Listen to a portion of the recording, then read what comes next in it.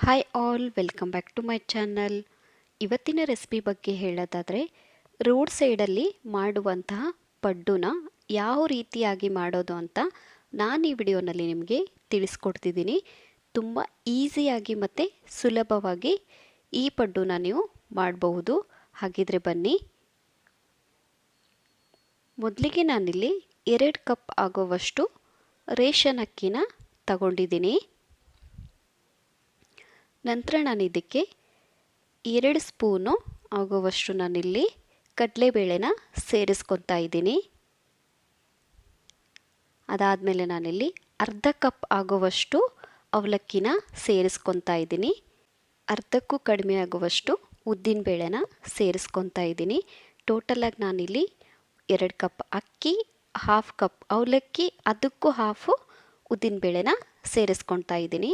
ಅದಾದಮೇಲೆ ನೀರು ಹಾಕ್ಬಿಟ್ಟು ನೀವು ಇದನ್ನು ಚೆನ್ನಾಗಿ ತೊಳಿಬೇಕಾಗತ್ತೆ. ನಂತರ ನಾನಿಲ್ಲಿ 8 ಅವರ್ಸ್ ಹಾಗೆ ನೆನೆಯಕ್ಕೆ ಬಿಡ್ತಿದ್ದೀನಿ. ಇಲ್ಲಿ ನೀವು ನೋಡ್ತಿರ್ಬೋದು, ನಾನಿಲ್ಲಿ 8 ಅವರ್ಸ್ ನೆನೆಸಿದ್ದೀನಿ. ಎಷ್ಟು ಚೆನ್ನಾಗಿ ಐಟಮ್ ಎಲ್ಲ ನೆಂದೋಗಿದೆ ಅಂತ. ಇವಾಗ ನಾನಿಲ್ಲಿ ಒಂದು ಮಿಕ್ಸಿ ಜಾರ್ ತಗೊಂಡು ನೆನೆಸಿರುವಂಥ ಅಕ್ಕಿ ಮತ್ತು ಮಿಶ್ರಣನ ಸೇರಿಸ್ಕೊತಾ ಇದ್ದೀನಿ. ಇವಾಗ ಇದನ್ನು ನೀವು ಚೆನ್ನಾಗಿ ರುಬ್ಕೋಬೇಕಾಗತ್ತೆ. ಸ್ವಲ್ಪ ತರಿನೇ ಇರಲಿ. ಒಂದು ಪಾತ್ರೆ ತಗೊಂಡು ಮಿಶ್ರಣನ ಈ ಪಾತ್ರೆಗೆ ಸೇರಿಸ್ಕೊತಾ ಇದ್ದೀನಿ. ಸ್ವಲ್ಪ ಗಟ್ಟಿ ಅನಿಸಿದರೆ ನೀವು ನೀರು ಸಹ ಸೇರಿಸ್ಕೊಬೋದು. ಅದಾದಮೇಲೆ ಸ್ವಲ್ಪ ಅಡುಗೆ ಸೋಡಾನ ಬೇರೆಸ್ಕೊಂಡು ಈ ಥರ ನೀವು ಚೆನ್ನಾಗಿ ಕಲಿಸ್ಕೊಳ್ಳಿ. ನೋಡಿ, ಇಷ್ಟು ಕಲಸಿದ ನಂತರ ನಾನಿಲ್ಲಿ ಓವರ್ನೈಟು ಹಾಗೆ ಬಿಡ್ತೀನಿ. ಮಾರ್ನಿಂಗ್ ನಮಗೆ ಇಷ್ಟು ಉಬ್ಬಿ ಬಂದಿದೆ ಹಿಟ್ಟು. ನಾನಿಲ್ಲಿ ಸ್ವಲ್ಪ ರುಚಿಗೆ ತಕ್ಕಷ್ಟು ಉಪ್ಪನ್ನ ಸೇರಿಸ್ಕೊತಾ ಇದ್ದೀನಿ. ನೀವು ನೈಟೇ ಸೇರಿಸ್ಕೊತೀನಿ ಅಂದರೆ ತೊಂದರೆ ಇಲ್ಲ. ನೈಟೇ ನೀವು ಉಪ್ಪು ಹಾಕ್ಕೊಂಡು ಹಿಟ್ಟನ್ನ ನೆನೆಯಕ್ಕೆ ಬಿಡ್ಬೋದು. ಇವಾಗ ನಾನು ಸ್ಟ್ರೀಟ್ ಸ್ಟೈಲಲ್ಲಿ ಯಾವ ರೀತಿ ಮಾಡ್ತಾರೆ ಅಂತ ತೋರಿಸ್ಕೊಡ್ತಿದ್ದೀನಿ. ನೀವು ನಾರ್ಮಲ್ ಪಡ್ಡು ಹಾಕ್ಕೊತೀನಿ ಅಂದರೆ ಈ ಹಿಟ್ಟನ್ನ ಬಳಸ್ಬೋದು. ಇವಾಗ ರೋಡ್ ಸೈಡಲ್ಲಿ ಯಾವ ರೀತಿ ಮಾಡ್ತಾರೆ ಅಂತ ನೋಡೋಣ. ನಾನಿಲ್ಲಿ 1 ಈರುಳ್ಳಿ, ಚಿಕ್ಕದಾಗಿ ಕಟ್ ಮಾಡಿರುವಂಥ ಮೆಣಸಿನ್ಕಾಯಿ ಮತ್ತು ಕೊತ್ತಂಬರಿನ ಹಿಟ್ಟಿಗೆ ಸೇರಿಸ್ಕೊಂಡು ಇದನ್ನು ಚೆನ್ನಾಗಿ ಕಲಿಸ್ತಾ ಇದ್ದೀನಿ. ನಿಮಗೆ ತುಂಬ ಚೆನ್ನಾಗಿ ಉಬ್ಬಿ ಬರುತ್ತೆ ಮತ್ತು ಟೇಸ್ಟ್ ಕೂಡ ಸಖತ್ತಾಗಿರುತ್ತೆ. ಇಲ್ಲಿ ನನಗೆ ತವಾನು ಕಾಯ್ದಿದೆ. ಇದಕ್ಕೆ ನಾನಿಲ್ಲಿ ಸ್ವಲ್ಪನೇ ಆಯಿಲ್ ಹಾಕ್ತಾ ಬರ್ತೀನಿ. ಎಲ್ಲ ಪಡ್ಡು ಮನೆಗೆ ನೀವು ಆಯಿಲ್ನ ಹಾಕಬೇಕಾಗತ್ತೆ. ನಂತರ ನಾನಿಲ್ಲಿ ಸ್ಪ್ರೆಡ್ ಆಗಲಿ ಅನ್ನೋ ಕಾರಣಕ್ಕೆ ನಾನು ಸ್ಪೂನಿನ ಸಹಾಯದಿಂದ ಈ ಥರ ಮಾಡ್ಕೊತಾ ಇದ್ದೀನಿ. ಅದಾದಮೇಲೆ ಒಂದೊಂದೇ ಮನೆಗೆ ನೀವು ಪಡ್ಡನ್ನ ಹಾಕ್ಕೊಬೇಕಾಗತ್ತೆ.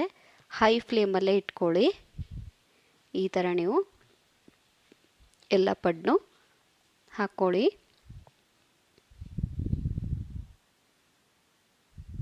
ಕಡಿಮೆ ಉರಿ ಇಡಕ್ಕೆ ಹೋಗಬೇಡಿ. ಸೊ ಈ ಥರ ಹಾಕಿದ ಮೇಲೆ 1-2 ನಿಮಿಷ ಮುಚ್ಚಳ ಮುಚ್ಚಿಬಿಟ್ಟು ನಂತರ ಇದನ್ನು ಓಪನ್ ಮಾಡಿ. ಅದು ನೀಟಾಗಿ ಬೈದಿರುತ್ತೆ. ನಂತರ ನಾನಿಲ್ಲಿ ನಿಧಾನಕ್ಕೆ ತಿರ್ಚಿ ಹಾಕ್ಕೊತಾ ಇದ್ದೀನಿ. ನೀವು ಬೇಕಾದರೆ ಇವಾಗ ಲೋ ಫ್ಲೇಮಲ್ಲಿಟ್ಟು ತಿರ್ಚಿ ಹಾಕ್ಕೊಬೋದು. ಹಾಕ್ಕೊಳ್ಳೋವಾಗ ಹುಷಾರಾಗಿರಿ, ಹಂಚು ಸಖತ್ ಬಿಸಿಯಾಗಿರುತ್ತೆ. ನಿಧಾನಕ್ಕೆ ಎಲ್ಲ ಪಡ್ಡು ತಿರ್ಚಿ ಹಾಕ್ತಾ ಬನ್ನಿ. ನೀವಿಲ್ಲಿ ನೋಡ್ತಿರ್ಬೋದು ಆಲ್ರೆಡಿ ನಮಗೆ ಎಷ್ಟು ಪಡ್ಡು ಉಬ್ಬಿ ಬಂದಿದೆ ಅಂತ. ಸೊ ನೋಡಿದ್ರಲ್ಲ ಫ್ರೆಂಡ್ಸ್, ಯಾವ ರೀತಿಯಾಗಿ ನಾವು ರೋಡ್ ಸೈಡಲ್ಲಿ ಸಿಗುವಂತಹ ಪಡ್ಡುನ ಮನೆಯಲ್ಲೇ ಈಸಿಯಾಗಿ ಮಾಡಬಹುದು ಅಂತ. ಇದನ್ನು ನೀವು ಇವಾಗ ಸರ್ವ್ ಮಾಡ್ಕೊಬೋದು. ಇದ್ರ ಜೊತೆ ಕಾಂಬಿನೇಷನ್ ಆಗಿ ಕಾಯಿ ಚಟ್ನಿ ಆಗಿರ್ಬೋದು, ಇಲ್ಲ ಕಡಲೆ ಬೀಜದ ಚಟ್ನಿ ಆಗಿರ್ಬೋದು, ಇಲ್ಲ ನೀವು ಹಾಗೆ ತಿಂತೀನಿ ಅಂದರೂ ಕೂಡ ಧಾರಾಳವಾಗಿ ತಿನ್ಬೋದು. ತುಂಬ ಸಾಫ್ಟಾಗಿರುತ್ತೆ. ಹಾಗಿದ್ರೆ ಯಾಕೆ ಲೇಟು, ಇವಾಗಲೇ ಹೋಗಿ ಟ್ರೈ ಮಾಡಿ. ರೆಸಿಪಿ ಹೇಗಿತ್ತು ಅಂತ ಕಮೆಂಟ್ ಸೆಕ್ಷನಲ್ಲಿ ಕಮೆಂಟ್ ಮಾಡೋದನ್ನು ಮರಿಬೇಡಿ. ಇದೇ ಥರ ನನ್ನ ವಿಡಿಯೋನ ನೋಡ್ತಾ ಇರಿ.